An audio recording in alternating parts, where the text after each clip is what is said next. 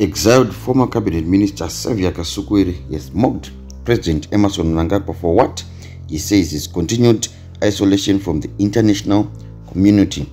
Kasukuwere said this on X days after a meeting of the non-aligned movement in Uganda, where Mnangagwa seemed to have been pushed to the periphery of ongoing meetings.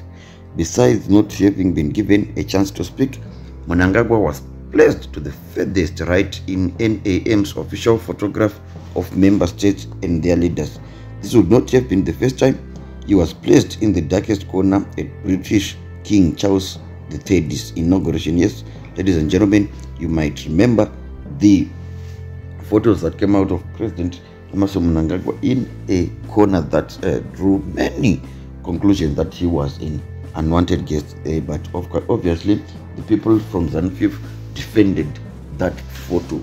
They were riding on the invitation itself, saying that the fact that the president was invited is a fact enough to show that he is really part of the goings on, despite the fact that he was placed on that. They say he was not placed in that corner, rather they said that it was just a pause that came out. But people from the opposition mainly and other observers said that President Emmerson Mnangagwa was being isolated. So Honorable Xavier Kasukuwere posted on X saying, "The isolation is real and we have no choice but to go back to the table.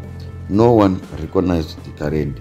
So the charade Kasukuwere was referring to was Zimbabwe's August 2023 general elections, whose results are still being disputed. So according to Xavier Kasukuwere, what happened in 2023 is still on the minds of the international community, and they still do not recognize President Mnangagwa's presidency. They would rather isolate him in everything they do, because according to them, he took power by force. So Kasukuwere himself was barred from contesting on the grounds he had not ordinarily been a resident of Zimbabwe, an issue which was raised by observer missions.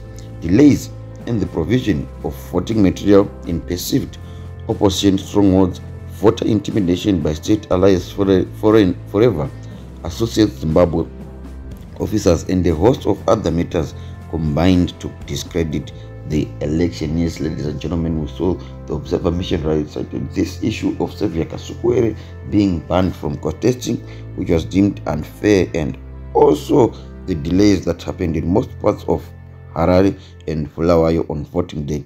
The Zimbabwe Electoral Commission's mismanagement of the election has maintained Zimbabwe's isolation despite Mnangagwa's deliberate re-engagement policy. The Commonwealth still maintains Zimbabwe's human rights record has not been corrected, while relations with the rest of Western countries remain cold. So President Emmerson Mnangagwa seems to have a huge climb to task in attaining the re-engagement he so wishes to have. According to when they talk, they speak of a successful re-engagement drive, but what is actually on the ground shows otherwise, such that there is no meaningful re-engagement that is happening, but they continue pushing and pushing and pushing. So this is a call for President Emmerson Mnangagwa to do the most that needs to be done so that they may be readmitted on the international, or at least be recognized on the international stage, because it seems as if the re-engagement drive is being futile and it needs more to be done in respect of what is actually on the ground in Zimbabwe. And no one can infer the Honorable Madiva.